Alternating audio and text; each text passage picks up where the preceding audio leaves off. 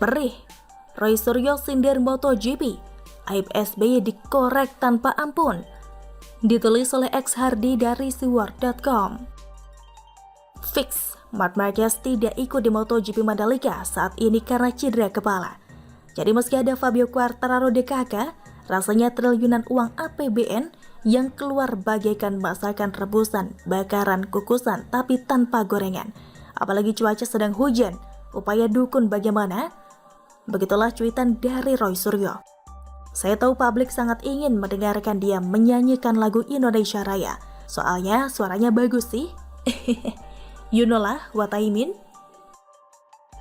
Bagi yang masih belum tahu apa maksud saya, silakan cari di YouTube.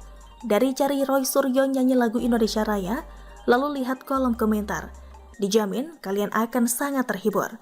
Yang stres jadi senang, yang kepalanya mumet jadi plong, yang wajah suram jadi ceria, yang sedang makan mungkin makanannya bakal berhamburan keluar dari mulut. Yang seminggu susah tidur mungkin bakal tidur nyenyak. Yang merasa beban hidup berat mungkin akan lebih ringan.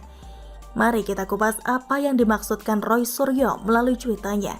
Dia nyinyir soal uang triliunan yang digelontorkan untuk menyelenggarakan MotoGP. Tepatnya 2,5 triliun rupiah. Tentu saja banyak yang nyinyir, salah satunya Roy Suryo ini. Tapi harusnya siapapun yang punya kaitan dengan Demokrat, sebelum nyinyir cek dulu petingginya apakah ada aib atau tidak. Contohnya begini nih, lihatlah berita berikut ini. Dikatakan bahwa total dana yang cair dalam proyek Hambalang adalah 2,5 triliun rupiah juga. Tapi cuma jadi candi angker. Tidak ada manfaat apapun, uang menguap sia-sia. Beda dengan MotoGP Mandalika yang disaksikan ratusan juta pasang mata. Sebagai branding Lombok ke depannya juga meningkatkan value pariwisata dan usaha sekitar yang meningkat drastis. Terus Roy Suryo juga bicara soal dukun, dia pasti juga nyinyir. Tapi lagi-lagi mungkin dia tidak tahu soal SBY dulu. Mari kita ingatkan dia lagi. Berita tanggal 4 Desember 2013. 100 pawang hujan. Masif. Selanjutnya, berita tanggal 7 Februari 2022. Next, berita soal 9 pawang hujan didatangkan agar SBY tidak kehujanan. Next, berita Juli 2013 terkait dukun dikerahkan untuk mengantisipasi berbagai gangguan dari pihak yang tidak senang dengan kehadiran SBY di Lumajang. Saya rasa sudah cukup lah ya. Bukankah Roy Suryo sama saja memancing netizen untuk membongkar aib di atas? Seandainya Roy Suryo diam, mungkin tidak akan seperti ini. Roy Suryo harus paham, masa lalunya banyak yang bisa dikorek. Dia nyinyir, maka netizen bisa berikan bukti berkali lipat yang dapat mempermalukan dirinya atau Demokrat atau SBY. Roy Suryo mungkin bikin kesal SBY. SBY mungkin sedang santai dan menikmati hidup, sekarang malah dipermalukan netizen soal dukun dan pawang hujan. Menparekraf Sandiaga sendiri sempat mengatakan bahwa Mandalika sudah dilirik oleh berbagai ajang balap internasional. Perlu kalian ketahui, balapan bukan cuma MotoGP dan Formula One. Ada banyak balapan lain berskala internasional yang mungkin tidak kita sadari. Bayangkan kalau misalnya Mandalika bisa gelar acara balapan minimal 2 bulan sekali atau bahkan sebulan sekali. Dampaknya sangat tak terbayangkan. Saya pernah katakan tidak ada cara yang lebih cepat untuk branding pariwisata selain jadi tempat syuting film blockbuster atau acara TV populer, video klip musik artis terkenal atau acara sport kelas internasional.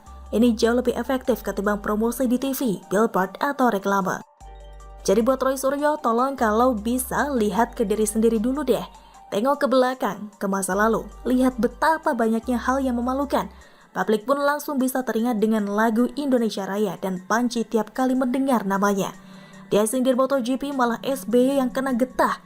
Ini sungguh perbuatan yang sangat tidak sopan kepada mantan presiden yang terkenal prihatin.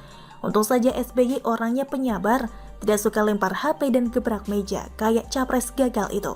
Sebelum mempermalukan dirinya, tahan diri dulu sebelum komentar. Cek dulu apakah cuitan bakal jadi bumerang. Jangan terlalu ngegas karena kepingin terkenal. Bagaimana menurut Anda? Di tubuh pemerintah sendiri, sampai sekarang tidak pernah ada pembahasan tentang penundaan pemilu maupun penambahan masa jabatan presiden dan wapres. Baik untuk menjadi 3 periode maupun untuk memperpanjang 1 atau 2 tahun. Tidak ada di pemerintah.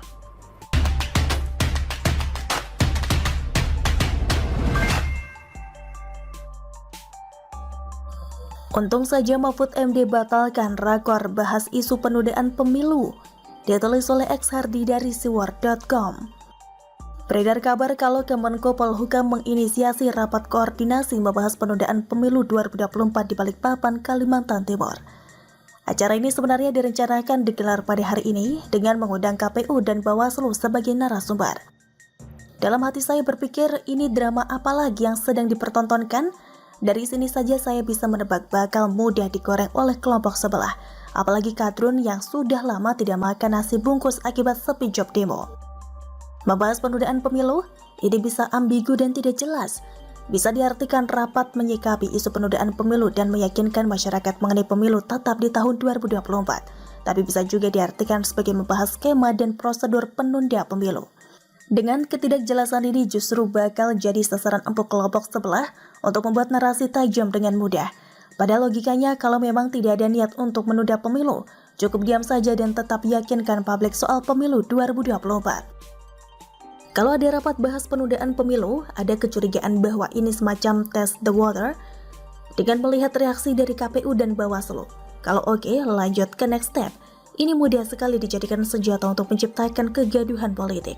Untung saja Mahfud MD mengatakan bahwa pihaknya sudah membatalkan pertemuan dengan Bawaslu dan KPU di Balikpapan. Dia menyebut pembatalan dilakukan untuk menghindari beredarnya isu liar bahwa dirinya yang memimpin rapat penundaan pemilu.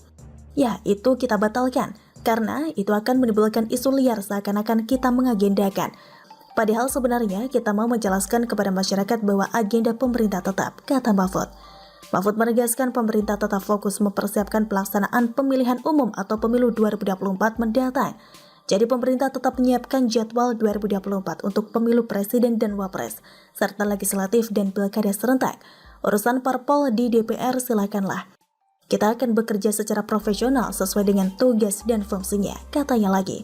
Politik kali ini memang sangat membingungkan dan penuh dengan plot twist tidak terduga. Ibarat film ala Christopher Nolan yang penuh kejutan yang mengejutkan. Saya pun sempat terkaget-kaget dengan kejutan politik ini. Penundaan pemilu, ada parpol yang mendukung dan sekarang ada rapat pembahasan penundaan pemilu. Kalau saya yang sudah melahap politik sekian tahun saja bingung, apalagi orang awam. Mereka bakal mudah berpikir atau disetir untuk berpikir bahwa rapat seperti ini tujuannya untuk diam-diam menyiapkan skema penundaan pemilu. Untung saja Mahfud MD membatalkannya di menit terakhir meski saya bingung kenapa bisa sampai ada wacana rapat seperti ini.